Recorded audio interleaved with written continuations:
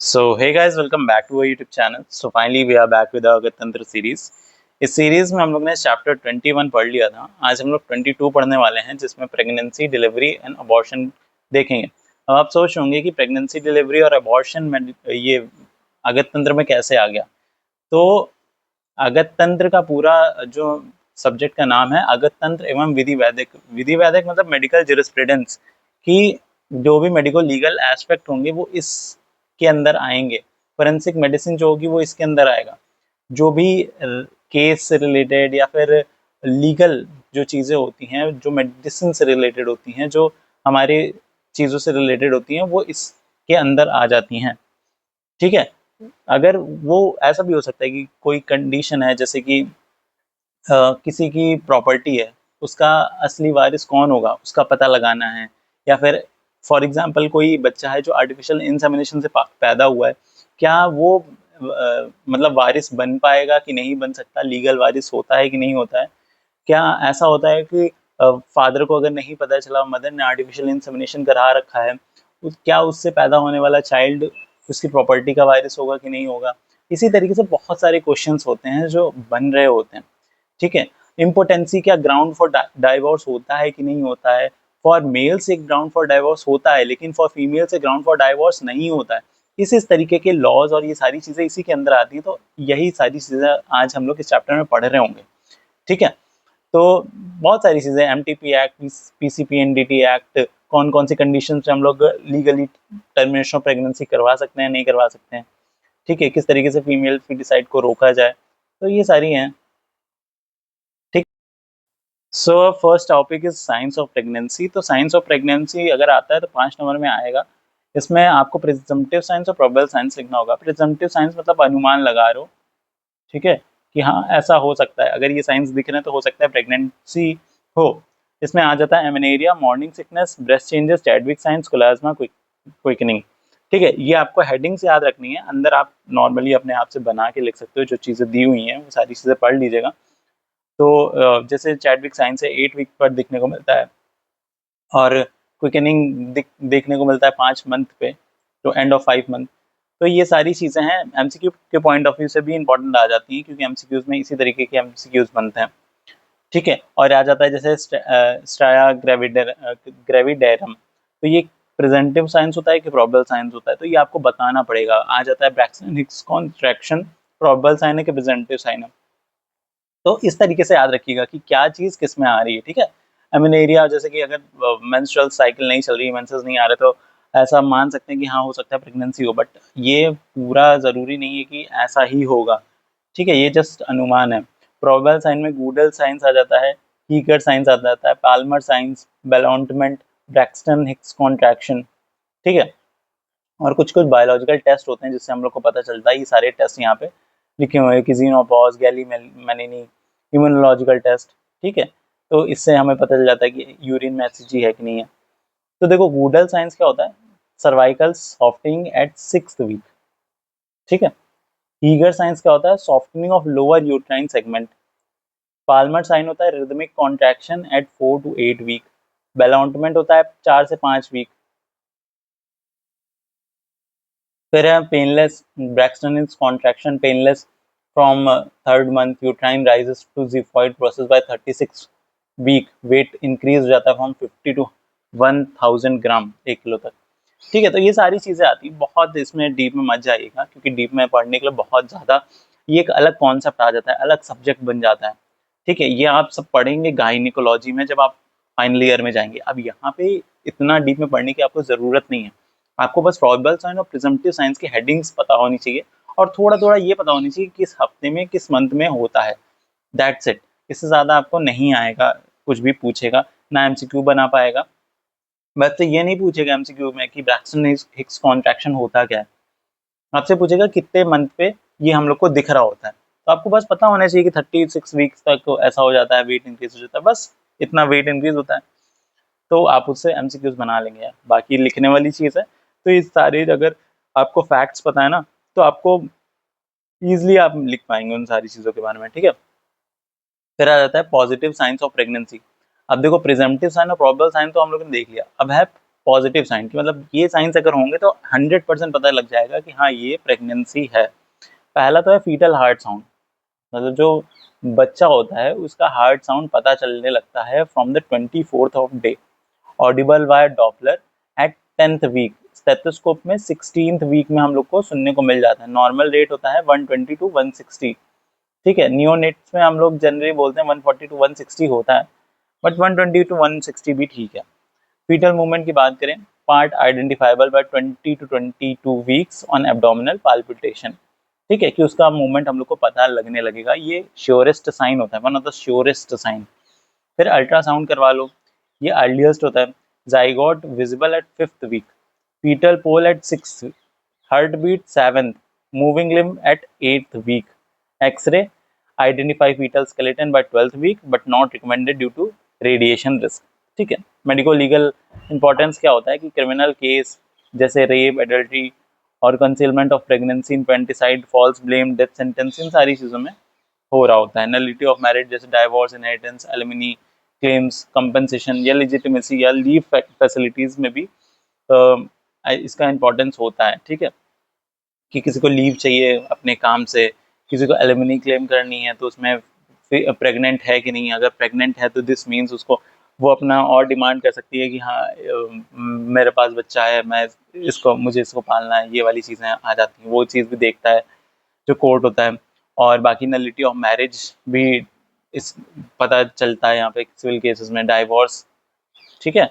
Unusual pregnancies and deliveries, unusual pregnancy जैसे spurious या फिर जैसे फॉल्स प्रेगनेंसी कहते हैं, इसमें क्या होता है कि जो वीमेन होती है वो ऐसा दिखाती है कि वो प्रेग्नेंट है बट वो प्रेग्नेंट नहीं होती है, और कभी कभी ऐसा भी होता है, ये कंडीशन उसे ऐसा लग रहा होता है कि वो प्रेग्नेंट है बट ऐसे प्रेग्नेंट नहीं होती है।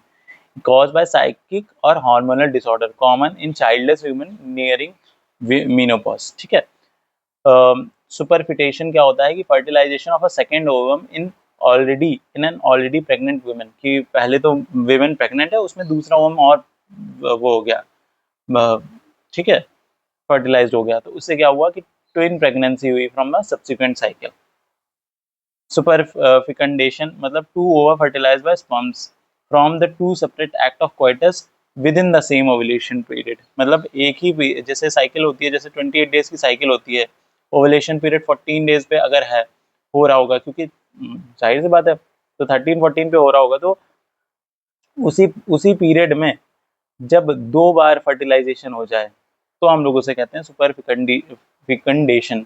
और फीटस पेपरेशियस क्या होता है, ट्विन प्रेगनेंसी में एक जो फीटस होता है वो मर जाता है और दूसरा जो होता है वो मतलब कंप्रेस हो जाता है, फ्लैट हो जाता है, ठीक है। साइंस ऑफ रीसेंट डिलीवरी के साइंस क्या हैं, general paleness, exhaustion, सनकन eyes, slight increase temperature, ठीक है।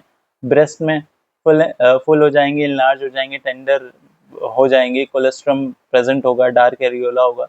एब्डोमेन में पेंडुलस, रिंकल्स, स्ट्राई ग्रेविड्रम, लीनिया नाइग्रा क्या होता है, पेट की वो जो लाइन होती है ना ऐसे वाली, ठीक है, वो वाली लीनिया नाइग्रा बोलते हैं कि ये ब्लैकिश लाइन प्रेजेंट होती है due to the stretching of abdomen, ऐसा बोल सकते हैं।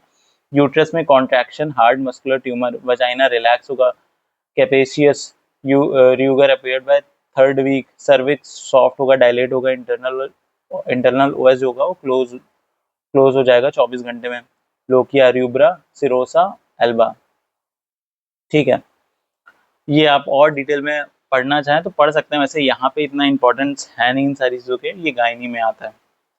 फिर इन्फेंटिसाइड्स एंड साइंस ऑफ लाइफ या डेड बर्थ, देखो इन्फेंटिसाइड क्या होता है, unlawful killing of new born with in 1 year, 1 साल के अंदर अंदर अगर अनलॉफुली किसी न्यू बॉर्न को मार दिया जाए तो इन्फेंटिसाइड होता है। पनिशेबल अंडर सेक्शन 302 आईपीसी, तो ऐसे एमसीक्यूज में आ सकता है कि 302 किसके तहत आता है, तो आप बता पाएंगे इन्फेंटिसाइड से डील करता है, ठीक है। इसमें डेथ और लाइफ टाइम इम्प्रिजनमेंट हो सकती है। कॉज ऑफ इन्फेंट डेथ क्या होता है, नेचुरल, कि प्रीमेच्योरिटी, एस्फेक्सिया हो गया, ठीक है, अम्बिलिकल कॉर्ड जो होता है उसके नेक के अराउंड रैप हो गया, उसकी वजह से दिक्कत हो गई। कॉन्जेनाइटल मैलफॉर्मिटीज है, आरएच इनकम्पैटिबिलिटी, नियोनेटल इन्फेक्शन, इन सब की वजह से नेचुरली भी इन्फेंट की डेथ हो जाती है, ठीक है। क्रिमिनल एक्ट ऑफ कमीशन, तो क्रिमिनली में क्या होगा, सफोकेशन, उसे सफोकेट कर दिया बच्चे को, स्ट्रैंगुलेशन कर दिया, मतलब रस्सी गला घोट दिया उसका, ड्राउनिंग डुबो दिया, पॉइजन दे दिया। और एक्ट ऑफ ओमिशन क्या है? Failure to ligate cord, provide nutrients और protect from weather. Signs of living birth क्या है? Haase's formula. हेस फार्मूला क्या होता है? Length divided by 5। इससे हमें पता चल जाता है कि क्या एज है। ठीक है। स्टैटिक फोर्स टेस्ट क्या होता है? लंग्स वेट 30 से 40 ग्राम होता है पहले, और बाद में 60 से 70 हो जाता है। अगर ये हमें दिख रहा है तो इससे क्या पता चलेगा? आप अपनी दिमाग लगा के कभी कभी सोचिए। तो इससे ये पता चलेगा कि हाँ, ये बच्चा जो था वो जिंदा पैदा हुआ था। ठीक है।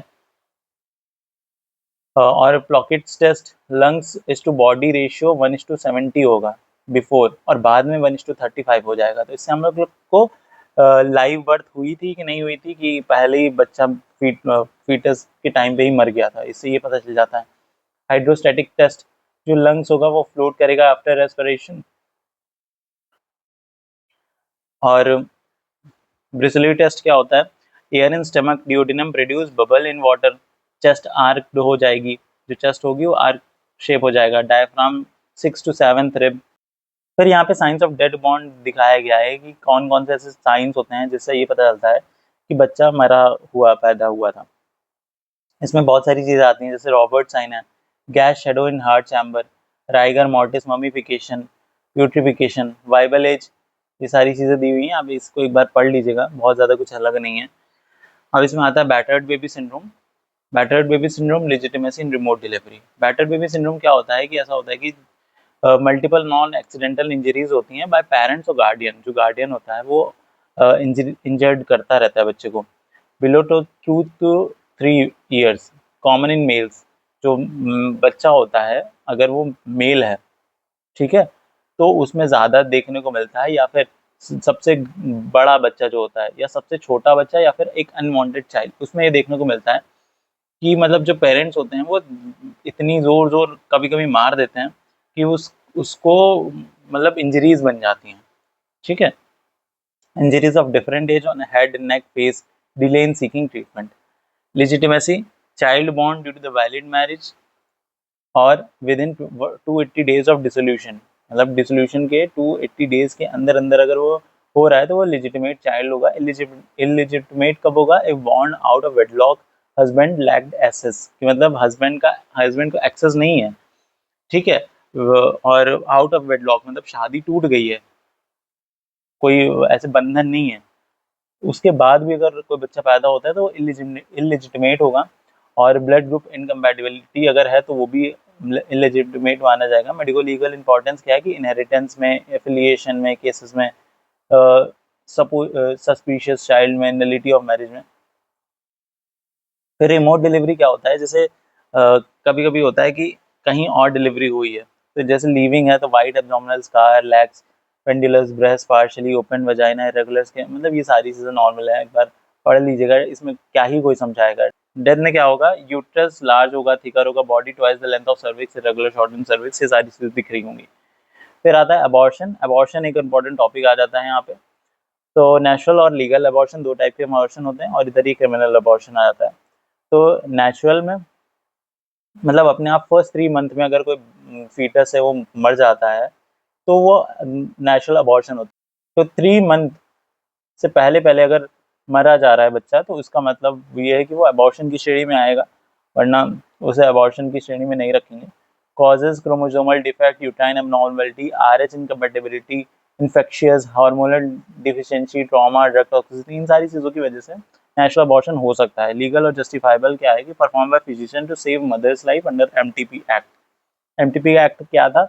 आपने NCERT में भी पढ़ा होगा, यहाँ पे भी थोड़ा डीप में आएगा कि इंडिकेशन क्या है? Active PT, CCF, malignancy, toxaemia, ectopic pregnancy, rape, contraceptive failure, severe psychiatric condition के अंडर हम लोग लीगल या जस्टिफाइबल अबॉर्शन करवा सकते हैं।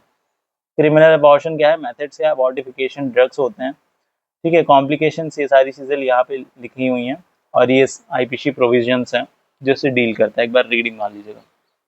MTP एक्ट 1971 और PCPNDT एक्ट 1994। देखो यहाँ पे कुछ कुछ चीज़ें होती हैं जो सिर्फ याद करने वाली होती हैं, इसमें कोई क्या समझा देगा।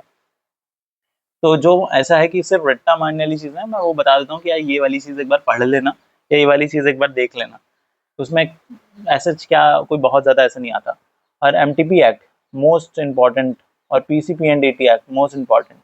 1994 1971 ये चीज़ इम्पॉर्टेंट है, देख के ही मतलब करना। तो एमटीपी एक्ट अमेंडमेंट 2002 और 2004 में हुई थी। अगर 12 वीक से पहले है तो एक रजिस्टर्ड मेडिकल प्रैक्टिशनर प्रेगनेंसी को टर्मिनेट कर सकता है। अगर 12 से 20 वीक्स है तो 2 मेडिकल प्रैक्टिशनर्स चाहिए होंगे। अगर 20 वीक से ऊपर है तो only to save mother's life. ठीक है, मदर्स लाइफ सेव करने के लिए ही हम लोग मेडिकल टर्मिनेशन करवा रहे होंगे, वरना ऐसे कोई भी ऐसी कंडीशन नहीं होगी कि एमटीवी हो। Pregnancy from a rape, presumptive grave mental injury, contraceptive failure in married women permitted, consent required, guardian if under 18, अगर अंडर 18 है तो गार्डियन का परमिशन रिक्वायर होगा। Record maintenance up to 5 years तक करना होगा। पेनल्टी क्या होगा, फाइन अप टू 1000 रुपीज और 2 से 7 साल की इम्प्रिजनमेंट हो सकती है अगर कोई अगर गलत तरीके से इलीगली एमटीबी कर रहा है तो। ये पीसीपीएनडीटी एक्ट अमेंडमेंट इसकी भी 2002 में हुई थी। तो intended to stop female foeticide and arrest declining sex ratio, मतलब जो फीमेल फिटिसाइड होता है उसको रोकना इसका काम था। प्रोहिबिट्स क्या करता है, prenatal sex determination by any means. ठीक है, permitted only for detecting chromosomal abnormality, कोई क्रोमोसोमल एबनॉर्मेलिटी है तो उसी को हम लोग डिटेक्ट करने के लिए यूज करेंगे। जेनेटिक डिजीज है, कॉन्जेनाइटल एनॉमलीज है तो वो सारी चीजें पता कर सकते हो, लेकिन सेक्स नहीं पता कर सकते। कंडीशन एज क्या है, अबव 35, रिकरेंट अबॉर्शन हो रहा है, टार्टोजेंस एक्सपोजर हुआ है, family history of genetic disease है, तब ये कर सकते हो। रिटर्न कंसेंट होना चाहिए और sex must not be disclose, अगर सेक्स डिस्क्लोज कर दिया तो दिक्कत हो जाएगी। ठीक है, record form F preserve 2 years, मतलब जो रिकॉर्ड्स होंगे 2 साल के लिए रखने ही रखने होंगे। पेनल्टी कितनी, 3 साल की और 10,000 की फाइन्स होगा। और अगर फिर से करते हो तो 5 साल की और 50,000 रुपये जुर्माना पड़ेगा। आर्टिफिशियल इंसेमिनेशन, सरोगेसी और वर्जिनिटी, ये आपको नॉर्मली टर्म्स आपको पहले से पता होगा। आर्टिफिशियल इंसेमिनेशन इसके भी 3 टाइप होते हैं, AIH, AID और AIHD। अगर हस्बैंड से सीमन ले रहे हैं तो AIH, अगर डोनर से ले रहे हैं तो AID, और हस्बैंड और डोनर दोनों को मिक्स करके यूज कर रहे हैं तो AIHD हो जाएगा। इंडिकेशंस क्या है, importance, low sperm count, urethral deformities, अगर इन सारी चीजों के अंदर है तो ये करवा सकते हैं। ठीक है, दिल्ली एआई बिल 1995 ने बोला था कि return consent of all parties जरूरी होगा। HIV एसटीडी टेस्टिंग होनी चाहिए, नो क्रोमोसोमल सेग्रीगेशन हो, और रजिस्टर्ड सीमन बैंक, मतलब क्रोमोसोमल सेग्रीगेशन ऐसा ना हो कि मतलब मेल ही पैदा करना है तो उसके लिए XY कर रहे हैं, या फिर फीमेल ही चाहिए तो उसके लिए एक्सेस क्रोमोसोमल कोई इधर उधर छेड़छाड़ कर रहे हैं, वो सब नहीं होना चाहिए। रजिस्टर्ड सीमन बैंक्स होने चाहिए। AID child illegitimate unless adopted. AIH will decrease husband sperm तो legitimate। ठीक है, अगर AIH है with decreased her husband sperm है तो वो legitimate होगा। फिर आता है सरोगेसी। तो सरोगेसी एक बार नॉर्मली पढ़ लीजिएगा, वही सारी चीजें हैं जो आपने पहले पढ़ रखी हैं, कि किसी दूसरी विमेन, कोई दूसरी विमेन का जो चाइल्ड होता है उसको अपनी अंदर रख रही होती है तो वो सरोगेसी कहलाती है, वर्जिनिटी।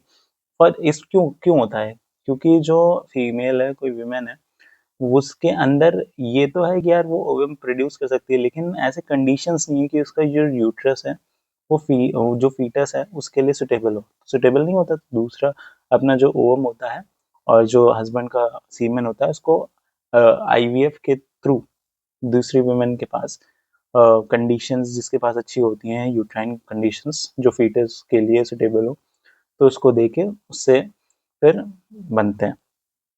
ठीक है, वर्जिनिटी डिफ्लोरेशन क्या होता है, एक टर्म है जिसका मतलब होता है loss of virginity.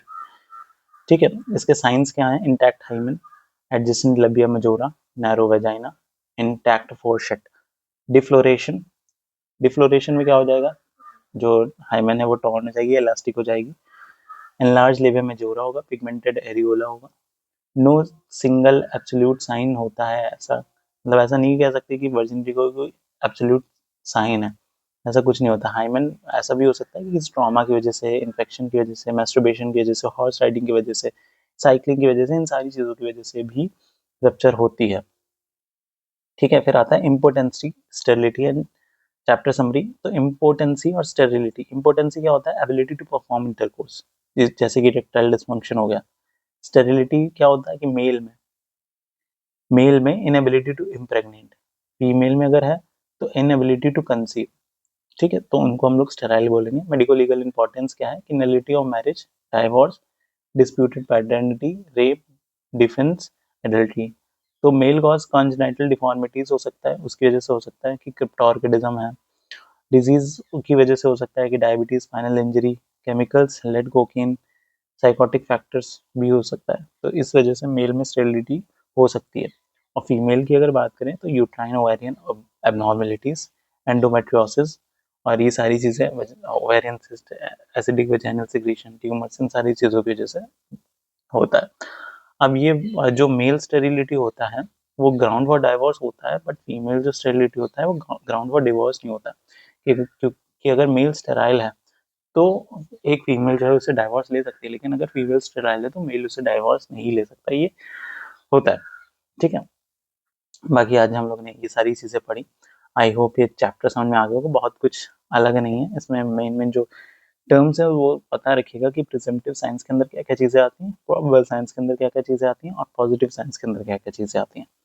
That's it. बाकी छोटी छोटी चीज़ें हैं जो आप धीरे धीरे जब पढ़ेंगे, याद करेंगे, तब आपको आएगा। ठीक है, बाकी अनयूजुअल प्रेगनेंसीज के बारे में आए, ये तो कभी ऐसे पूछा नहीं जाता, ना डिलीवरी के बारे में पूछा जाता, इन्फेंटिसाइड्स के बारे में भी नहीं पूछा जाता। बैटर्ड बेबी सिंड्रोम कभी कभी आ जाता है, या वाइवा के पर्सपेक्टिव से इंपॉर्टेंट आता है। ठीक है, बाकी हाँ, अबॉर्शन इंपॉर्टेंट टॉपिक है इस चैप्टर का, अबॉर्शन आता है। एमटीपी और पीसीपीएनडीटी स्टार टॉपिक है इस चैप्टर का।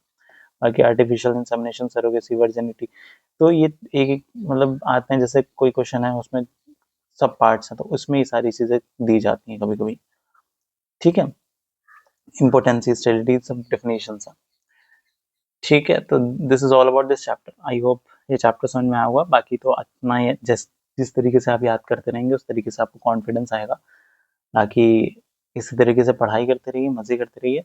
मेंबरशिप आप देख सकते हैं, बाकी जो भी होगा डिस्क्रिप्शन में आप जाके पता कर सकते हैं नोट्स वोट्स का। बाकी मिलते हैं आपसे नेक्स्ट वीडियो में, तब तक के लिए पढ़ाई करते रहिए, मज़े करते रहिए। Ta-ta, bye bye.